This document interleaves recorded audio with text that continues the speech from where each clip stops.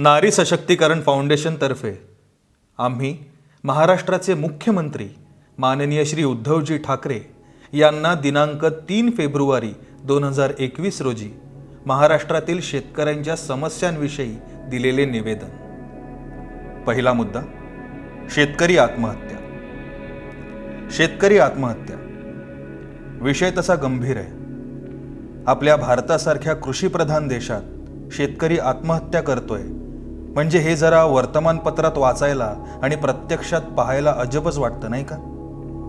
पण हे वास्तव आहे। जर भारत कृषीप्रधान देश आहे, या ठिकाणचा शेतकरी हा देशाचा कणा समजला जातो, तर मग शेतकरी आत्महत्या का करतो हा प्रश्न प्रत्येकाला पडलाच पाहिजे। तर यामागे अशी अनेक कारणं सापडू शकतील। भारतासारख्या बलाढ्य देशात सुमारे 12.56 कोटी मध्यम व छोटे शेतकरी आहेत, म्हणजेच यांच्याकडे 2 हेक्टर जमीन आहे। आता आपण 2 हेक्टर जमिनीमधल्या शेतकऱ्यांचा विचार केला तर मशागतीपासून ते मळणीपर्यंत शेतकरी कष्ट करतो। कष्ट म्हणजे काय तर पेरणीसाठी जमिनीची मशागत, पाऊस पडल्यानंतर पेरणी, त्यासाठी लागणारे बी बियाणे, रासायनिक खते, त्यानंतर खुरपणी, जंतुनाशक फवारणी, कोळपणी, कापणी आणि शेवटी मळणी यासाठी लागणारा खर्च तो शेतीमध्ये करत असतो।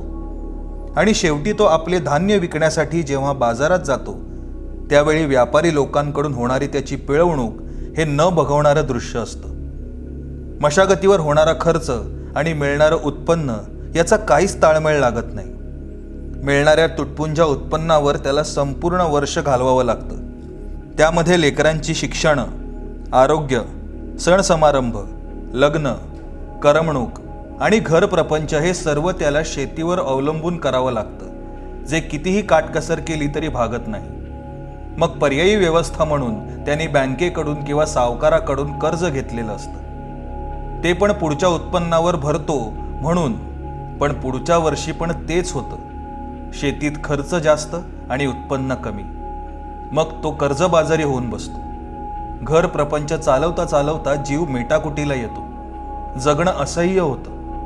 मग डोक्यात आत्महत्येसारखे विचार यायला लागतात। शासनाकडून शेतकऱ्यांना सुखी करण्यासाठी अनेक योजना जाहीर होताना दिसून येतात, पण त्या फक्त कागदोपत्रीच राहतात। शेतकऱ्यांचं उत्पन्न दुप्पट करायचं, रासायनिक खतांवर सबसिडी, जे पिकणार तेच विकणार, मालाला हमीभाव मिळायला पाहिजे, शेतकरी आत्महत्या थांबायला पाहिजेत, असे अनेक प्रयत्न शासन दरबारी चालू असतात।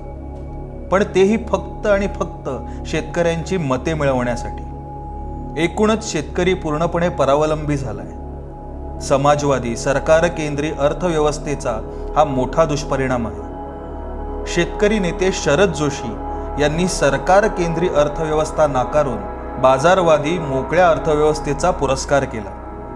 शेतकऱ्याला बाजारातला एक घटक म्हणून स्थान द्या हा विचार त्यांनी मांडला। तसं बघायला गेलं तर हा विचार अजून तरी भारतीय जनमानसात रुजलेला नाही। भारतासारख्या कृषीप्रधान देशात हा विचार राजकीय पक्षांना मान्य होत नाही, हे आपलं दुर्दैवच म्हणायला लागेल। परिणामी आपण पाहतोय शेतीतलं उत्पन्न मात्र वाढत गेलं, पण शेतकरी आत्महत्या अजूनही थांबल्या नाहीत। शेवटी एकच प्रश्न पडतो की हे कधी थांबणार? दुसरा मुद्दा, नैसर्गिक आपत्ती।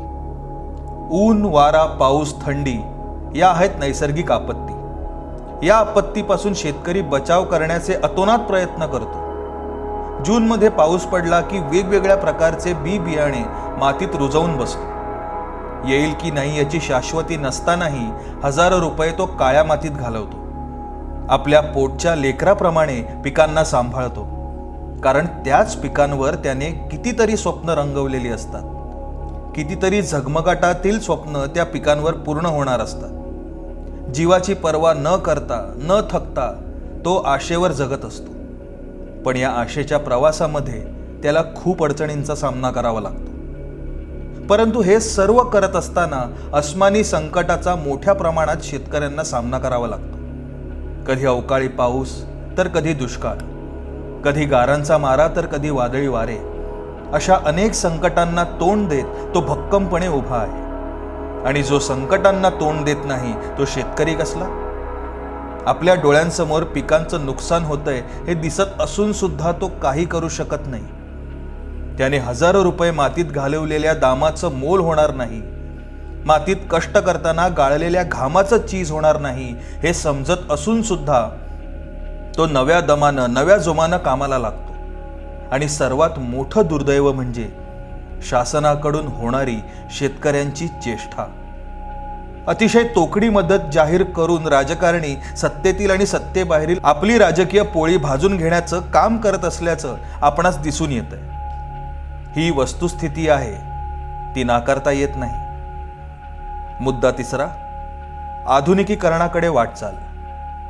शेतकरी पूर्वी परंपरागत पद्धतीने शेती करत होता.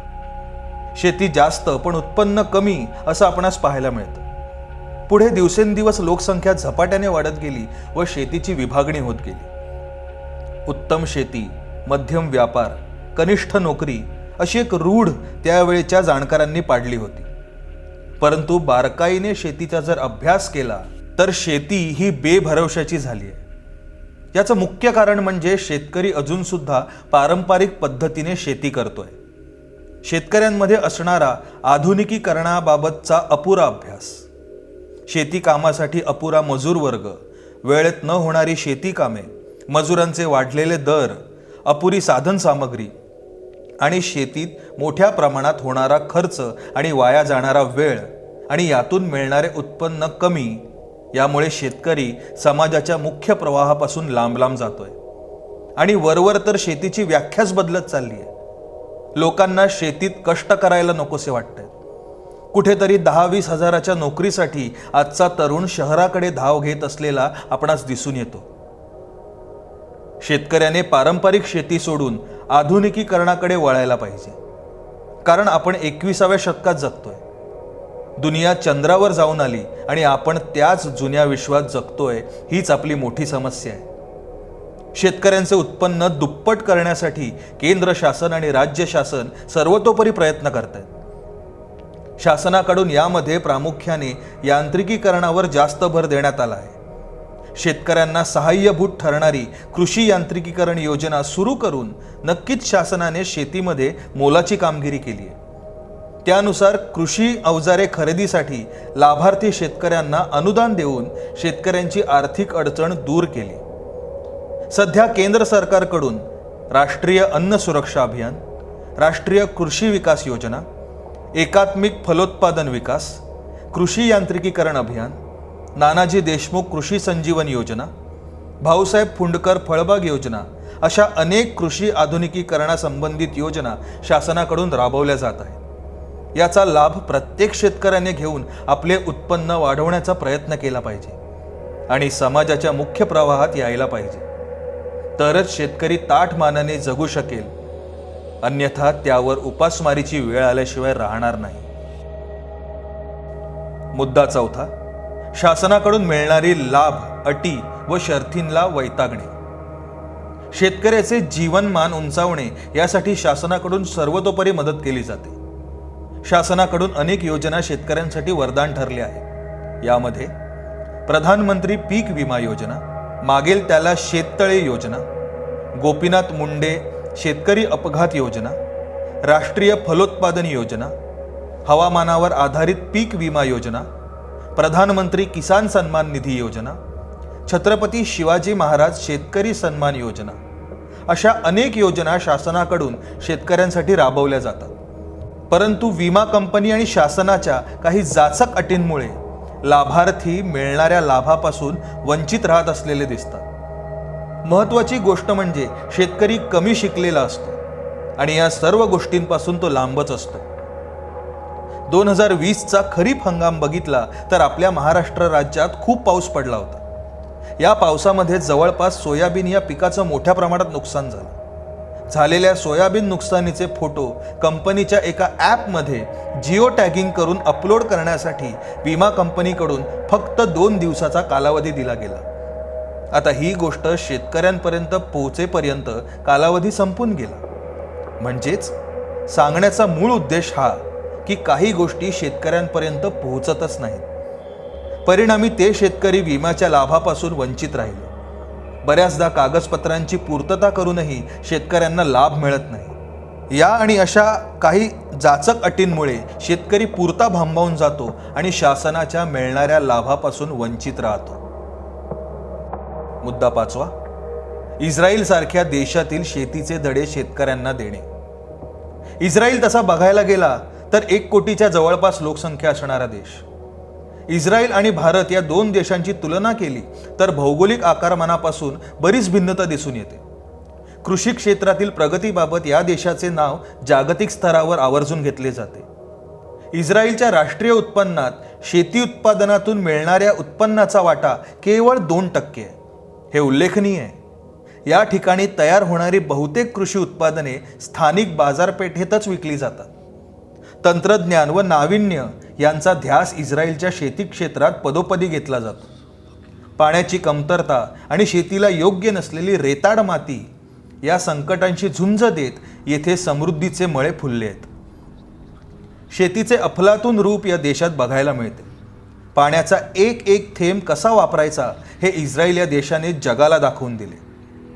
अन्न आणि अन्न प्रक्रिया तंत्रज्ञान, कौशल्य आणि साधने, पॅकेजिंग, अन्न गोठवणूक तंत्रज्ञान हे विषय या क्षेत्रात येतात। जागतिक अन्न उत्पादनात भारताचा वाटा 12% असला तरी जेमतेम 2% उत्पादनांवर आपण प्रक्रिया करतो। इथे आपल्या देशाला केवढी मोठी संधी आहे। डेअरी उत्पादनांमधील व्यवसाय वर्षाला 18 ते 20% वाढतोय। आपल्याकडचे सहकारी तत्वावर चालणारे डेअरी उद्योग खराब व्यवस्थापनामुळे व पुढारी यांच्या हस्तक्षेपामुळे जवळजवळ बंदच पडलेले आहेत। इस्रायलची दूध उत्पादकता जगात सर्वोत्तम आहे। येथील गाय एका वेतामागे 11,000 लिटर दूध देते। आपल्याकडे 3,000 लिटर हे उच्च संशोधनानंतरच शक्य झाले। इस्रायलमधील पोल्ट्री उद्योग आज जगात सर्वोत्तम आहे। भारतात या क्षेत्रात अमाप संधी आहेत। येथील पोल्ट्री उद्योगाला गुणवत्तेचे वरदान आहे। आपल्याकडच्या तरुण शेतकऱ्यांनी शेतीला जोडधंदा म्हणून इस्रायली पोल्ट्रीचे अनुकरण केले तर निश्चितच चांगले बदल घडू लागतील।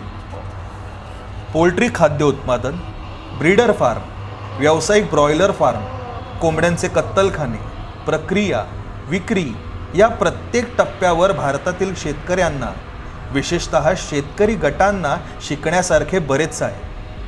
शिवाय मत्स्योत्पादनातही या देशाने कमाल करून दाखवली। आधुनिक तंत्रज्ञान वापरून सागरी व गोड्या पाण्यातील मत्स्य शेतीतील नवे मापदंड उभे केले।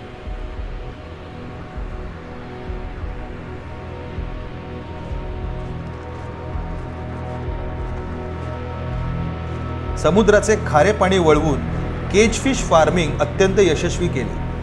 महाराष्ट्राला 720 किलोमीटर लांबीचा मोठा समुद्रकिनारा आहे। कोकणातील शेतकऱ्यांनी एकत्र येऊन या क्षेत्रात गुंतवणूक केली तर ती वाया जाणार नाही। भारतात सध्या मासेमारी क्षेत्रात वापरले जाणारे तंत्रज्ञान, प्रक्रिया आणि पॅकेजिंगचे तंत्रज्ञान जुनाट आणि अपुरे आहे। सूक्ष्म सिंचन हा तर इस्रायलच्या शेतीचा आत्मा आहे। शेतीसाठी सिंचन ही महाराष्ट्राच्या शेतीची खूप मोठी गरज आहे। उत्पादन आणि उत्पादकता वाढवण्यासाठी सूक्ष्म सिंचन उपयोगी ठरणार आहे। इस्रायल सारख्या चिमुकल्या देशाने संपूर्ण जगाला सूक्ष्म सिंचनाचे वरदान दिले। मुद्दा 6, सिंचन व्यवस्था। आपला भारत देश हा विविधतेने नटलेला देश आहे। या ठिकाणी जमीन ही एकसारखी नसून ती पठार, पर्वतीय, मैदानी अशा वेगवेगळ्या प्रकारात विभागली गेली आहे। त्यामुळे या ठिकाणी पडणारा पाऊस हा त्या भागानुसार पडत असलेला आपणास दिसतो। शेत जमिनीला कृत्रिम रीतीने पाणी देण्याच्या प्रक्रियेला सिंचन म्हणतात। काही प्रदेशात पाऊस हंगामी स्वरूपाचा असतो। तेथे पाण्याची चणचण अथवा अभाव असतो। त्यामुळे विशिष्ट पिकांच्या पाणीविषयक गरजा पूर्ण होत नाही। परिणामी पिकांची वाढ होत नाही। सिंचनाद्वारे जमिनीला नियमित व पुरेसे पाणी देऊन अशा नैसर्गिक उणीवेवर काही प्रमाणात मात करता येते। भारतातील जवळजवळ 80% शेती पावसावरच अवलंबून असून 20% शेती सिंचनाच्या मदतीने केली जाते। ज्या ठिकाणी अनियमित पाऊस पडतो त्या ठिकाणी सिंचनाद्वारे शेती केली जाते। आपल्याकडे तुषार सिंचन आणि ठिबक सिंचन हे सिंचनाचे प्रमुख स्रोत आहेत। याद्वारे पिकांना पाणी दिले जाते। पिकांची पूर्ण वाढ होऊन त्यापासून अपेक्षित उत्पादन मिळवण्याकरिता पिकाला योग्य वेळी व योग्य प्रमाणात पाणी देण्याची व्यवस्था करावी लागते। त्यासाठी विहिरी, कूपनलिका, लहान मोठी शेततळी, नदी नाल्यांवरील पाणी उपसा योजना, धरणे व बंधारे इत्यादी स्रोतांचा वापर करावा लागतो। शासनाकडून यावर मोठ्या प्रमाणात खर्च होतो। तुषार सिंचन, ठिबक सिंचन, विहीर, पाईपलाईन शेतकऱ्यांना खरेदी करता यावे यासाठी शासनाकडून अनुदानावर वितरित केले जातात। याचा लाभ मोठ्या प्रमाणात शेतकऱ्यांना झाला आहे। पाणी अडवा, पाणी जिरवा यासारखे कार्यक्रम शासन हातात घेऊन चालवत आहे। त्याचबरोबर पाणी फाउंडेशन सारखी एक नामवंत कंपनी यामध्ये शेतकऱ्यांच्या हितासाठी काम करते। 1999 मध्ये तत्कालीन केंद्र सरकारने देशातील पाण्याच्या समस्या संपुष्टात आणण्यासाठी नद्या एकमेकांना जोडून पाणी पुरवण्याचे जाळे निर्माण करण्याची महत्त्वाकांक्षी योजना आखली होती। ती म्हणजे नद्या जोड प्रकल्प। अशा अनेक माध्यमातून सिंचन व्यवस्था शेतीसाठी उपयुक्त ठरते। पण एक गोष्ट आवर्जून सांगावीशी वाटते, आपल्याच मातीत वाढलेले काही पांढरपेशे लोक यामध्ये सुद्धा भ्रष्टाचार करत असल्याचे आपणास दिसून येते। जलसिंचन घोटाळा ही संकल्पना आपणास माहीत आहे। ही खंत कायम मनाला बोचत राहणारीच आहे। मुद्दा 7वा, कृषी प्रधान देशात संघटना आणि राजकारण यापासून मुक्तता। शेतकरी आणि राजकारण या दोन गोष्टींची सांगड फार जुनी आहे। कारण शेतकऱ्यांच्या प्रश्नावर निवडणूक लढवायची आणि सत्तेत बसायचं हा राजकारणी लोकांचा हातखंडाच म्हणावा लागेल। शेतकऱ्याने पिकवलेल्या मालाचा दर ठरवणं हे त्यांच्या हातात नाही। हीच आपल्या कृषीप्रधान देशाची सगळ्यात मोठी शोकांतिका आहे। दिवसरात्र कष्ट करून, घामाचं पाणी करून, अवेळी लाईट, लोड शेडिंग अशा अनेक संकटांना तोंड देत तो राबत असतो। स्वातंत्र्यपूर्व काळात जहागीरदार व जमीनदार यांच्या विरोधात आणि स्वातंत्र्यानंतर दूध दर, ऊस दर, शेतमालाला योग्य भाव, शेतकरी आत्महत्या, कर्जमाफी असे असंख्य विषय घेऊन शेतकरी चळवळीला सुरुवात झाली। शेतकरी जगला तर देश जगेल असं म्हणत समाजातील काही धनदांडग्या लोकांना येतो तो शेतकऱ्यांचा कळवळा। दुधाला योग्य दर मिळाले पाहिजे। ऊस, कापूस, सोयाबीन, फळबाग, कर्जमाफी, अनुदान असे अनेक मुद्दे घेऊन हे शेतकरी चळवळ उभी करतात। परंतु खरं सांगायचं झालं तर यांना शेतकऱ्यांचं काही देणं घेणं नसतं। यामागे असतो यांचा स्वार्थ, कारण त्यांना कुठेतरी काही लोकांचा आधार घेऊन राजकीय वजन वाढवायचं असतं। कारण यांना जिल्हा मध्यवर्ती बँकेत घोटाळे करायचे असतात। कोऑपरेटिव्ह बँक, ऊस कारखानदारी यामध्ये व्यवसाय करण्याचे वेध लागलेले असतात। मग शेतकरी प्रश्नावर आवाज उठवायचा, इलेक्शन लढायचं, निवडून यायचं आणि एखादं मंत्रीपद घेऊन शेतकऱ्यांकडे पाठ फिरवायची। कृषी व पणन मंत्री सदाभाऊ खोत हे याचं उत्तम उदाहरण आपल्याला माहीतच आहे। शेतकरी हितासाठी पंजाबमध्ये पहिली संघटना तयार झाली। महाराष्ट्रात महात्मा ज्योतिबा फुले यांनी शेतकऱ्याचा आसूड हे पुस्तक लिहून शेतकरी चळवळीला सुरुवात केली। शरद जोशी, विठ्ठल रामजी शिंदेंपासून ते स्वाभिमानी शेतकरी संघटनेचे राजू शेट्टी, सदाभाऊ खोत असे अनेक नेते शेतकरी या प्रश्नावर राजकारण करत असल्याचे आपण पाहिले। शेतकरी संघटना हे शेतकऱ्यांचे मोठे बळ आहे। त्यांचे हक्क, त्यांची मागणी, त्यांच्या अडचणी सरकारपर्यंत पोहोचवण्याचे एक साधन आहे। पण सध्या या संघटनांवर विश्वास ठेवावा की नाही हाच प्रश्न उपस्थित होतो। संघटनेवर आमदारकी मिळवून मंत्रीपद घेतलेले सदाभाऊ खोत यांनाच शेतकऱ्यांचा विसर पडून ते कधी भाजप प्रणित झाले हेच समजलं नाही। पुणतांब्याच्या बैठकीनंतर ते कधी दिसलेच नाहीत। शेट्टी साहेबांना पण केंद्रात मंत्रीपद पाहिजे आहे हे त्यांनी झाकून ठेवलेलं नाही। असा एकंदरीतच विचार केला तर शेतकरी हा एकटाच आहे। शेतकऱ्यांची अवस्था खूपच दयनीय आहे। शेतकरी सहनशीलतेचा परमेश्वर आहे असं म्हटलं तरी वावगं ठरणार नाही। मुद्दा 8वा, लाल किल्ल्यावर झालेले आंदोलन। देशात गेल्या 2 महिन्यांपासून शेतकरी आंदोलन सुरू आहे। केंद्र शासनाने 3 नवे कृषी कायदे पारित केलेले आहेत। त्यांच्या विरोधात देशातील शेतकरी एकवटले। केलेले कृषी कायदे मागे घ्या असा पवित्रा घेत शेतकरी थेट प्रजासत्ताक दिनी दिल्लीत दाखल झाले। एकीकडे दिल्लीत लाल किल्ल्यावर मोठ्या दिमाखात राष्ट्रीय सण पार पडतोय आणि त्याच धर्तीवर शेतकरी आपल्या न्याय हक्कासाठी लढतोय।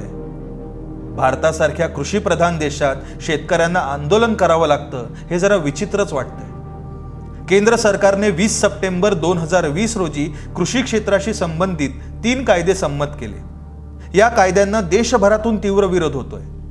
सरकारचं म्हणणं आहे की हे कायदे शेतकऱ्यांच्या हिताचे आहेत आणि इकडे शेतकरी म्हणतोय यामध्ये कसलं आलंय हित, हे तर खासगी कंपन्यांचं भलं करणारे निर्णय आहेत।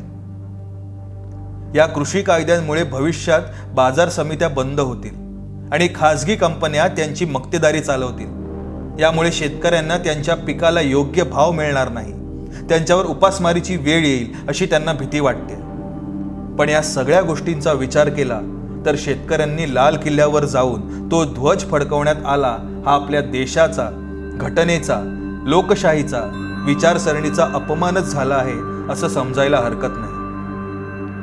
एकीकडे जय जवान जय किसानचा नारा दिला जातो आणि दुसरीकडे यांनाच एकमेकांविरोधात लढवण्यास भाग पाडले जाते, हे खूपच निंदनीय आहे। आंदोलनात नेमके शेतकरीच होते हा सर्वात मोठा आत्तापर्यंत पडलेला प्रश्न आहे, कारण शेतकरी एवढी हिंसक भूमिका कधीच घेणार नाही। यांना आंदोलनासाठी आर्थिक रसद आली कुठून, असे अनेक प्रश्न निर्माण होतात। असो, पण देशाच्या इतिहासात अशी क्रूर हिंसा होणं ही केंद्र सरकारसाठी लाजिरवाणी गोष्ट आहे। मुद्दा 9, शेतकरी मागण्या।